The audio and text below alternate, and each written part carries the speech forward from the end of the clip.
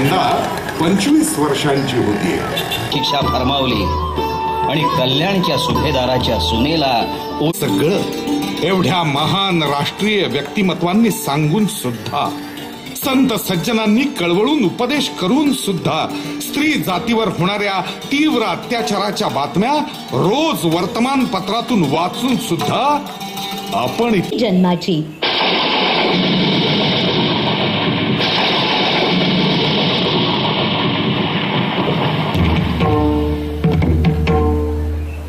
स्त्री ही अनंत काळची माता आहे. स्त्रीत्वाचा आदर राखलाच पाहिजे. महिला हे देवीचं रूप आहे. नारीमुळेच जगाला अर्थ आहे, घराला मोल आहे. स्त्रीचं महत्व मोठं, त्याग महान आणि स्थान उच्च आहे.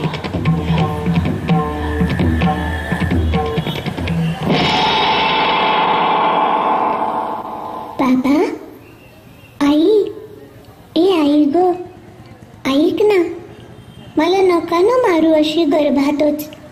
मी हवी आहे ना तुला, मग सांग ना बाबांना. आई, बाबा, मला तुमची मुलगी म्हणून जन्माला यायचंय. मला तुमच्या बरोबर सगळं जग बघायचंय. आई, ऐक ना ग, सांग ना बाबांना. मला मारू नका, मला पण जन्माला यायचंय. आई ग, ऐक ना ग आई. आई, नको नको नको, सोडा मला. मला नाही इथे राहायचं.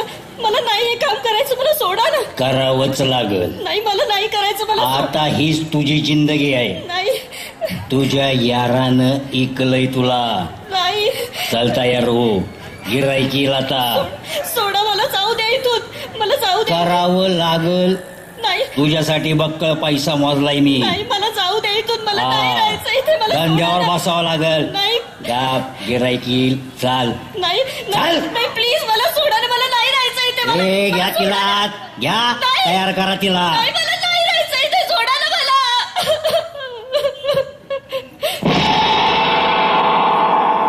तुझ्या वडिलांनी पैसे नाही दिलेत अजून. तुला काय इथे घरात पूजा करायला आणली काय आम्ही? माहित काय, माझ्या बाबांनी एवढा हुंडा दिला ना तुम्हाला. तू काय एवढं बोलतोयस तिच्याशी? नाही बोलणार नाहीच आहे. आता रॉकेलचा डबा होतो हिच्या अंगावर आणि काडी लावून देतो हिला. आणि ते सगळं बंदोबस्त व्यवस्थित करतो बाबा मी. तुम्ही काही काळजी करू नका. ही काय थोड्या वेळानंतर हे जग बघणारच नाही. बोलतेय बघा कशी, अजून सुरू जीभ चालली तिची.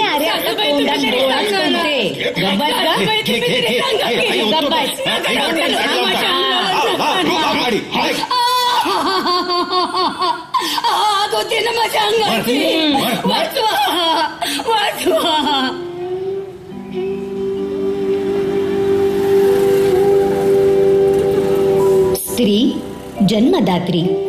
पहिला श्वास घेतलेल्या आपल्या कोवळ्या लेकराला स्वतःच्या जीवाची शाल करून पांघरणारी.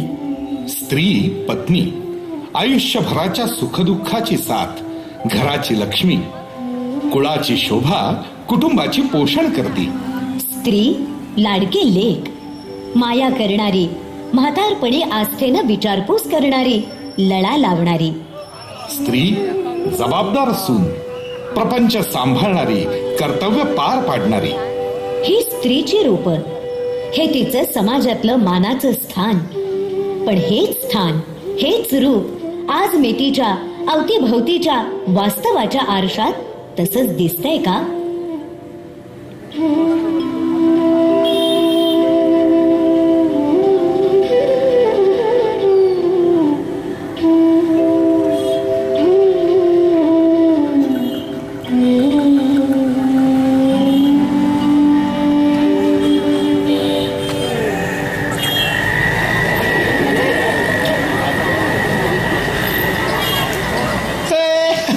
उलट धमाल करेंगे.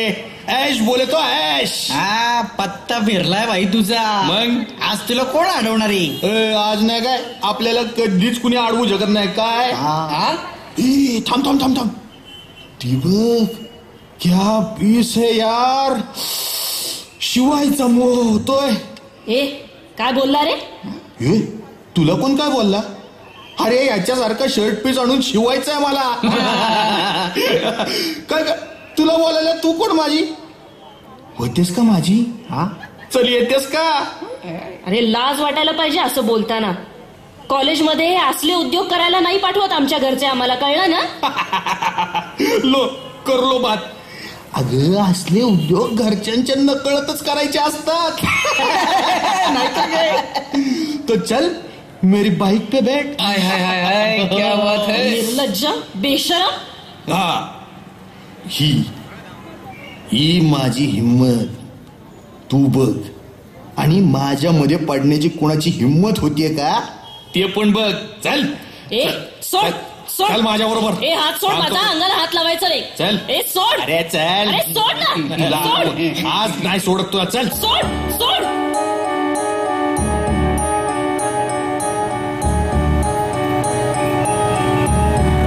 काय हे कुठल्या थरापर्यंत आलोय आपण? चांगलं जीवन जगण्यासाठी ज्या विद्या मंदिरात जायचं त्याच्या दाराशीच हे भर रस्त्यावर चालणारे निंदनीय प्रकार. विनयभंग, अंगाशी लगट, अब्रूशी खेळ, यौवनाचे बाजार, निरपराध तरुणींची अपहरणं, कोवळ्या बालिकांवर पाशवी बलात्कार. सुंदर पृथ्वी निर्माण केल्यावर निसर्गानं निर्मिती केली मानवाची. त्याला बुद्धी दिली, विचारांचे नवे नवे मार्ग दिले. मग ज्या निसर्गातून पुरुष आला त्याच निसर्गातून त्याच्याच सारख्या जन्माला आलेल्या स्त्रीवर तो असा अहंकार का गाजवतो? तिला मारहाण का करतो? तिच्या निष्पाप चेहऱ्यावर ऍसिड का फेकतो? तिचं असहाय्य शरीर कुस्करून राक्षसीपणे जीव का घेतो?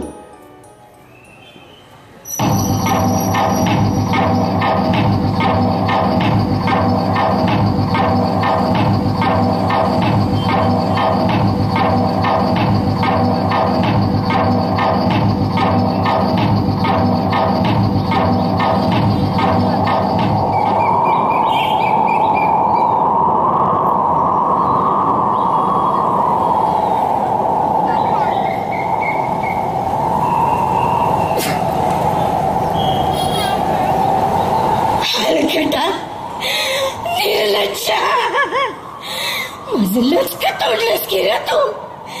मला नाचवलंस.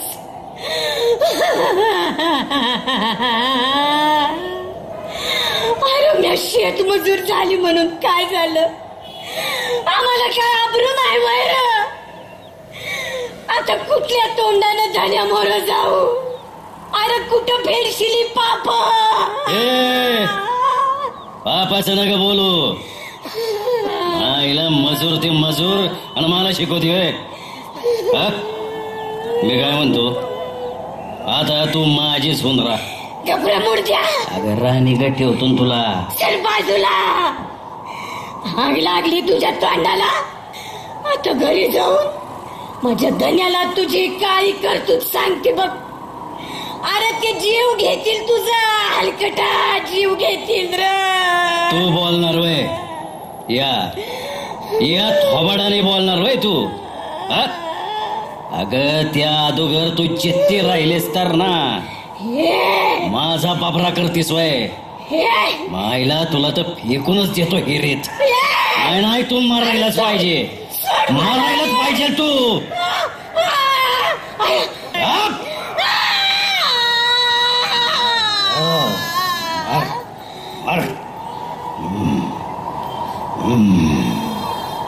माझी बदनामी करती. माझी मजा आहे आणि तुझं मरण आहे बघ. बघो मायला माझं कोण काय वाकडं करतंय.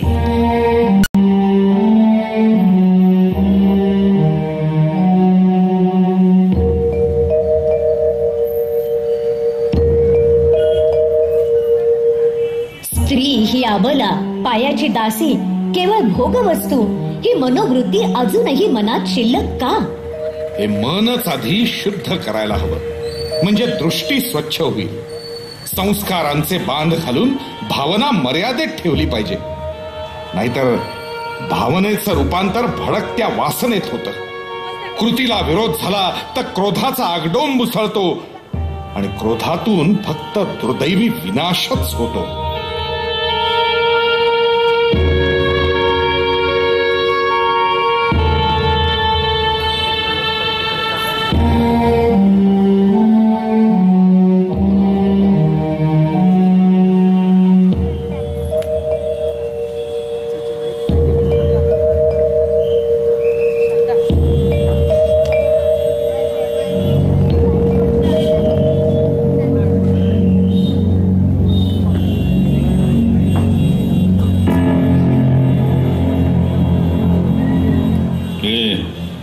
संपली का रे दार? सगळा नशा किरकिरा झाला राव. बाय दिसली का येड लागतंय याला. तुला पण तसंच होत, त्याला पण तसंच होत. काय रे? अरे ते बघितलं का? एकदम रापचिक छानच येतोय बघ. वा. अरे पण तिच्या संग तिचा दोस्त बी आहे की. छोडे छोड. ती दोघं आली ना का घ्यारायची. हा, अगोदर तिच्या दोस्ताला जमीन दोस्त करायचा. हा, आणि मग तिला बी जमीन दोस्त करायची. किती ओसाड आणि निर्जन आहे ही जागा. पण शहरापासून दूरही नाहीये. इथे जागेचा प्रश्नच नाही. स्वच्छता करून मांडव घालू, छान व्यवस्था होईल. 1000 बालकांचं संस्कार शिबिर उत्तम पार पडेल इथे. यार काय गुटरगो चाललंय रे इथं? कोण आहे कोण तुम्ही? आम्ही बालविकास संस्थेचे कार्यकर्ते आहोत. तुम्ही कोण? उलटा आम्हाला सवाल नाही करायचा काय? चला आयकर दाखवा. मोबाईल इकडे द्या. हे बघा, तुम्ही असं करू शकत नाही. आम्ही पोलिसात तक्रार देऊ. आता तक्रार करायला तुझी हाड आणि हिचं कातड शिल्लक तर राहायला पाहिजे का नको? याला बघतो काय धरतीला. सोडू नका, दोघांना सोडू नका. आमच्या पुढं शांतपणा करतात काय? धरे वाढतो बडबड बडबड करत बसू नको. वाढ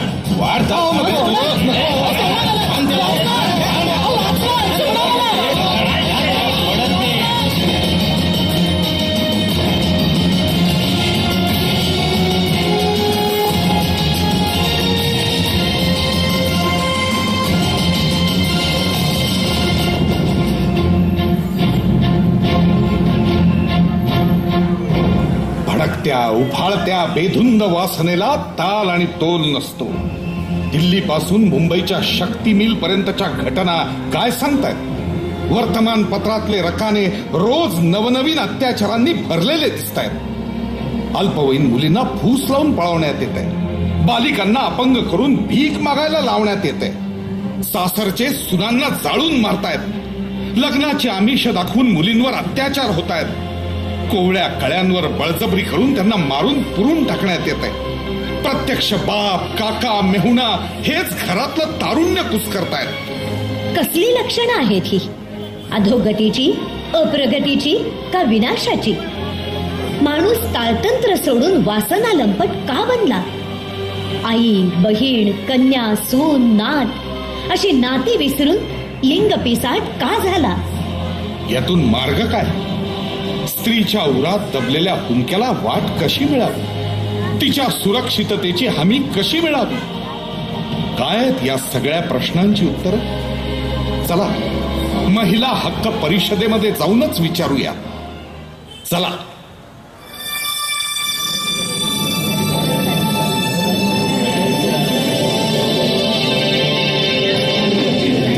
केवळ एक महिला आणि महिलांची वकील म्हणून मी बोलत नाही, तर विचार करायला सांगते. स्त्री वर्षानुवर्ष राबत राहिली.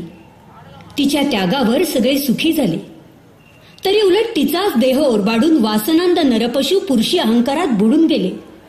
कोण देणार स्त्रीला संरक्षण? कोण म्हणजे?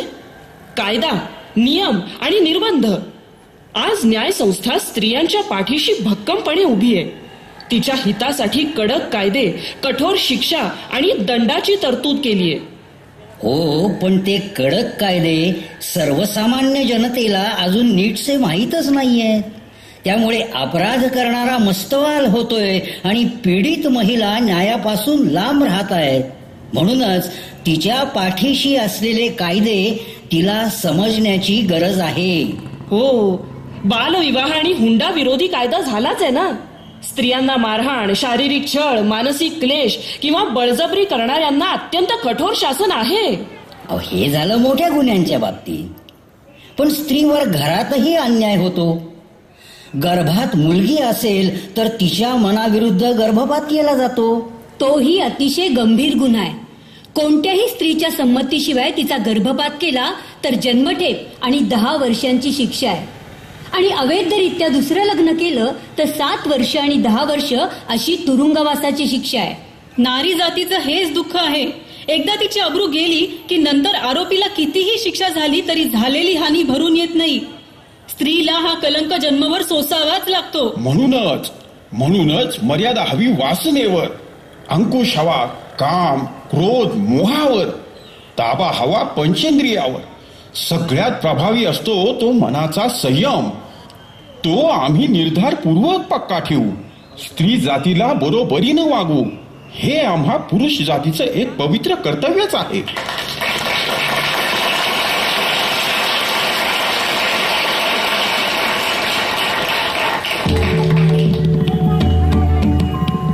भूतकाळातल्या चुकीच्या गोष्टी टाकून द्यायला हव्यात. स्त्री ही शक्ती आहे. तिच्या हातात बांगड्या असल्या तरी मनगटात पुरुषा इतकीच ताकद आणि मनात मर्दा इतकीच हिंमत आहे.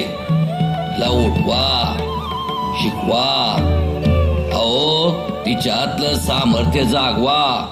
मग ती कुठंच कमी पडणार नाही जगाच्या अंतापर्यंत. स्त्री असूनही मी शिकले. ज्योतिबांनी मला शिकवलं. पण मी तेवढ्यावरच थांबले नाही. शिक्षणामुळं अन्याय दूर करण्याचं भान येतं हे का कळत नाही. माझं तर म्हणणं आहे, प्रत्येक स्त्रीनं शिकलंच पाहिजे. नारी जातीचं खरं महत्व उमलत्या पिढ्यात बघावं. उजाड माळ रानावर मी स्वराज्याची मुहूर्तमेढ रचली ती माझ्या शिवबाच्या हातून. स्त्रीमध्ये नवसमाज निर्मितीची शक्ती आहे. मी शिवबा घडवला, शिवबानं स्वराज्य घडवलं.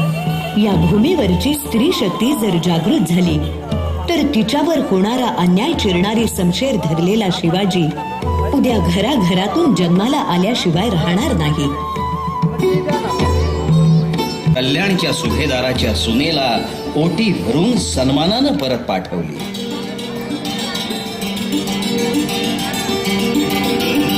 हे सगळं एवढ्या महान राष्ट्रीय व्यक्तिमत्वांनी सांगून सुद्धा, संत सज्जनांनी कळवळून उपदेश करून सुद्धा, स्त्री जातीवर होणाऱ्या तीव्र अत्याचाराच्या बातम्या रोज वर्तमानपत्रातून वाचून सुद्धा आपण इतके थंड कसे?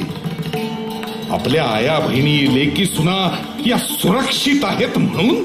पण अशीच परिस्थिती चेकाळत राहिली तर ती काळी कभिन्न सावली आपल्या संसार सुखावरही पडू शकते.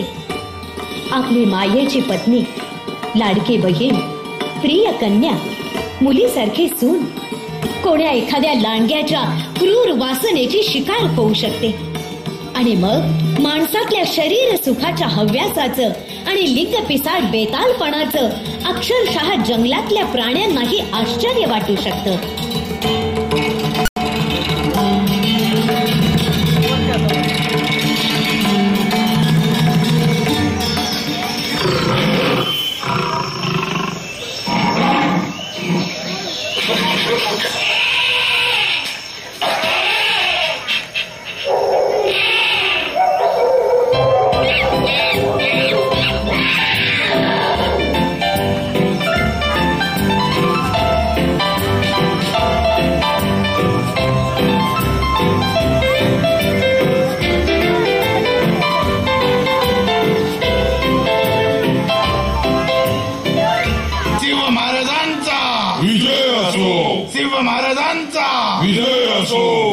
अभिनंदन महाराज.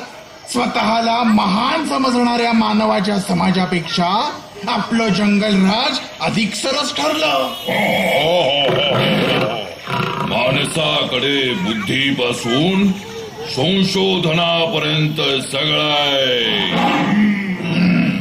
मानव निसर्गावर राज्य करायला निघालाय, पण त्याच स्वतःच मनच त्याच्या ताब्यात नाहीये. त्याची झपाट्यानं अधोगती होते. होय, आपल्या जंगलात कधीच होत नाही असे नीच प्रकार माणसं सर्रास करतात. सुनांना मारतात, लेकींना विकतायत, अतिप्रसंग करतायत, मुली बाळींचे खून पाडतायत. आणि व्यभिचाराचं तर वेगळंच महाराज. विवाहबाह्य संबंधांना ऊत आलाय, लग्नाआधीच्या गर्भपाताचं प्रमाण वाढलंय, दिवसाढोळ्या स्त्रीवर अत्याचार होतात आणि आजूबाजूची माणसं फक्त बघ्याची भूमिका घेतात. नर आणि मादी यांचं मिलन विश्वाचं चक्र पुढे नेण्यासाठी आहे. आपण मानवापेक्षा कितीतरी मागासलेले असूनही आपल्यात एक निसर्गाची नीतिमत्ता आहे. बरोबर महाराज. मादीच्या इच्छेशिवाय किंवा सहयोगाशिवाय संपूर्ण जंगलात कधीही मिलन होत नाही. मग मानव एवढा प्रगत होऊन, एवढे शोध लावून, एवढा समृद्ध बनवून उपयोग तो काय? आपल्यासारख्या जंगली जनावरांपेक्षा त्याची पातळी खाली जाणार असेल तर त्याच्याकडे असलेल्या क्षमतेला, बुद्धीला, इच्छाशक्तीला आणि श्रेष्ठत्वाला अर्थ तो काय?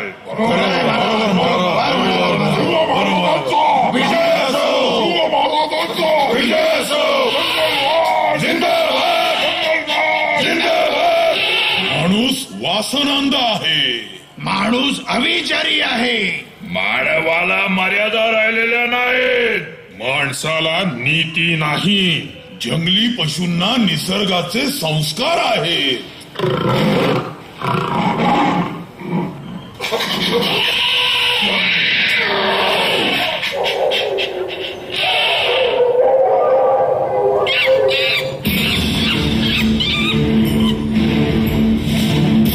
नाही, असं होता कामा नये. स्त्रीचं योग्य स्थान तिला लाभलंच पाहिजे. तिच्या शीलाची, क्षमतेची, त्यागाची किंमत पुरुषांनी जाणलीच पाहिजे. आदर्श, सुसंस्कृत आणि समृद्ध समाज घडवू शकते स्त्री. कुटुंबाची उन्नती साधू शकते महिला. पुरुषांच्या बरोबरीनं देशसेवा करू शकते नारी शक्ती. म्हणूनच नारी शक्तीला सन्मान देणं हे आद्य कर्तव्य पुरुषांचं.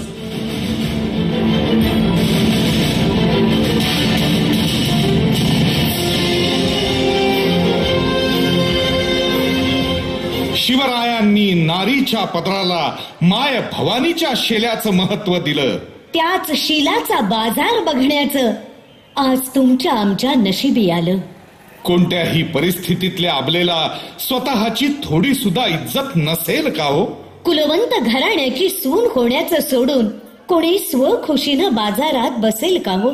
नको आंधळी कामवासना, नको आता विचार, नको अवहेलना स्त्री जन्माची. हाच करू निर्धार.